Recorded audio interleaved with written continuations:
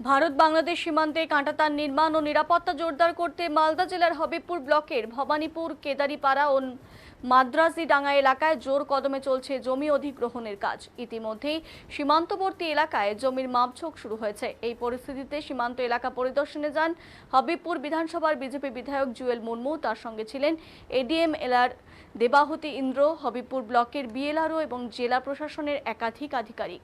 নদীপথে নৌকোয় করে তারা ভারত বাংলাদেশ সীমান্তের একেবারে জিরো ল্যান্ড এলাকায় পৌঁছন এবং সেখানে চলতে থাকা জমি অধিগ্রহণ এবং সীমান্ত সুরক্ষা সংক্রান্ত কাজ খতিয়ে দেখেন। প্রশাসন সূত্রে জানা গেছে, ইতিমধ্যেই প্রায় 25 একর জমি অধিগ্রহণ করা হয়েছে। মোট 260 একর জমি অধিগ্রহণের লক্ষ্যমাত্রা নেওয়া হয়েছে।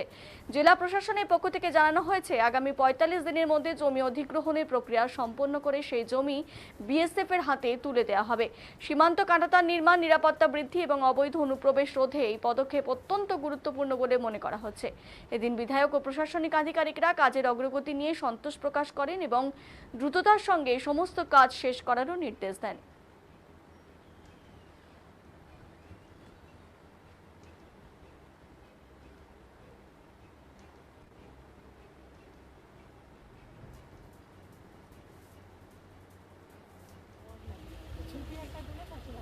এগুলো সব ইউজ মানে আমরা ইউজ করে আসলে কি গেলে আর আমাদের আসলে গেলে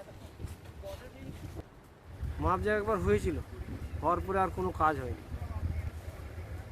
কিছুই করেনি, এদিকে কোনো কাজই করেনি। কেন করতো না? কেন করতো না এখন কীভাবে বলবো সরকারের ব্যাপার। আগে সরকার তো খালি মাপই করেছে, আর কিছু করেনি। এই তৃণমূল সরকার চলবে না, এই বিজেপি সরকার এসে দেখছি যে হ্যাঁ তার গেরা ওই যে মাপযোগগুলো করে দিচ্ছে, এখন মনে হয় যে কাজ হবে। তোমরা কি চাচ্ছ? আমরা চাচ্ছি আমাদের জমি তার গেরা ওই পারে পড়েছে, আমাদের ওই জমিটার জন্য কোনো ব্যবস্থা করে। হ্যাঁ জমি দিচ্ছি, সামনে জমি দিতে সবাই রাজি। হ্যাঁ, দেশের জন্য আমরা জমি দিতে সবাই রাজি, কাজ যেন হয়। তোমরা চাচ্ছ কাজ হবে? হ্যাঁ আমরা চাচ্ছি কাজ হবে। তোমার নাম? দরকার। আমার নাম পচু হালদার। হ্যাঁ, পচু হালদার। মাপজা একবার হয়েছিল। আপনারা জানেন যে আমাদের যে ভবানীপুর এরিয়াতে এবং আমাদের যে বিএসএফের যেখানে যেখানে তার ঘেরা নেই হবিবপুরের মধ্যে, এই হবিবপুরের মধ্যে মালদা জেলার মধ্যে যেখানে যেখানে তার ঘেরা নেই, আমাদের মানবিক সরকার তার চিন্তা ভাবনা করে আমরা বারবার আন্দোলন করেছি। আন্দোলনে আমরা অনেক মার খেয়েছি, বিধানসভায় আন্দোলন করেছি শুধু আমাদের বর্ডার এলাকার মানুষকে বাঁচানোর জন্য, রোহিঙ্গা যেন না আসতে পারে, এই পশ্চিমবঙ্গকে বাঁচাতে হবে, বাংলার হিন্দুদেরকে বাঁচাতে হবে।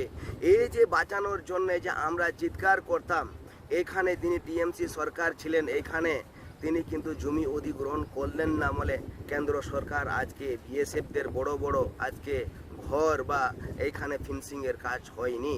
আজকে আমাদের কেন্দ্র সরকার যে তারা যথেষ্ট সহযোগিতা করছে, আর সহযোগিতা করার পর আমাদের যেদিন মুখ্যমন্ত্রী, মানবিক মুখ্যমন্ত্রী শুভেন্দু অধিকারী মহোদয় তিনি সাথে সাথে ঘোষণা হওয়ার পর তিনি বর্ডার ফেন্সিংয়ের মধ্যে আলোচনা করলেন যে ডিএমদেরকে এবং এসপিদেরকে এবং সমস্ত আধিকারিকদের তাদেরকে বলল যে 45 দিনের মধ্যে সমস্ত জমিকে অধিগ্রহণ করে কেন্দ্রের হাতে তুলে দিতে হবে।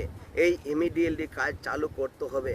আর তার জন্যে আমরা আমাদের পক্ষ থেকে বিএলআরও সাহেব এবং যতগুলো আমাদের ল্যান্ড অফিসার আছেন এবং এডিএম এলআর ম্যাডাম, তিনিও আমাদের সঙ্গে পরিদর্শনে ছিলেন।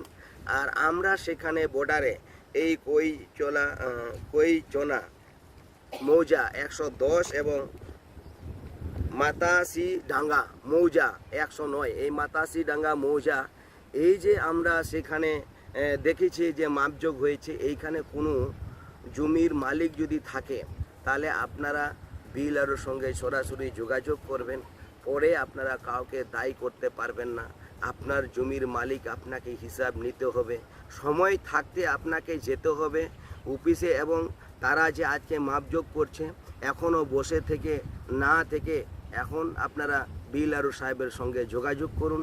আমাদের বিধানসভা আমাদের বৈদ্যপুরবাসীকে বলবো এবং জাজলবাসীকে বলবো এবং ধুমপুরবাসীকে বলবো এবং শ্রীরামপুর অঞ্চলের বাসীকে বলবো এবং আমাদের যে আপনারা জানেন আইহোবাসী এবং ঋষিপীরবাসীকে আমি বলবো যেখানে যেখানে বর্ডারের এখনও ফেন্সিং হয়নি এবং কালিয়াচক হয়ে যেখানে যেখানে মালদাতে বৈষ্ণবনগর হয়ে যেখানে যেখানে আমাদের ফেন্সিং হয়নি সেটা যাতে ফেন্সিংয়ের কাজ আমরা তুলতে পারি তার জন্য আমার পক্ষ থেকে আমাদের মানবিক সরকার আমাদের যে মুখ্যমন্ত্রী শুভেন্দু অধিকারী মহোদয়কে আমি প্রণাম জানাই, নমস্কার জানাই।